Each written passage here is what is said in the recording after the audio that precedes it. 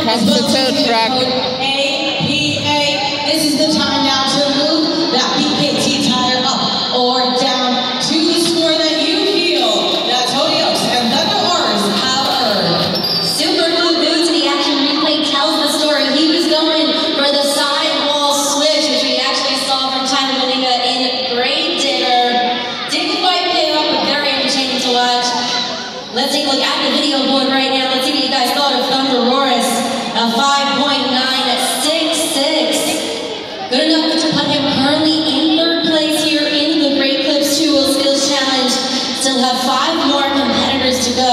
Now, Monster Jam fans, the 2 moves that you saw is what we call a bicycle. You go on the side 2 BKT tires, so the front and back on the side.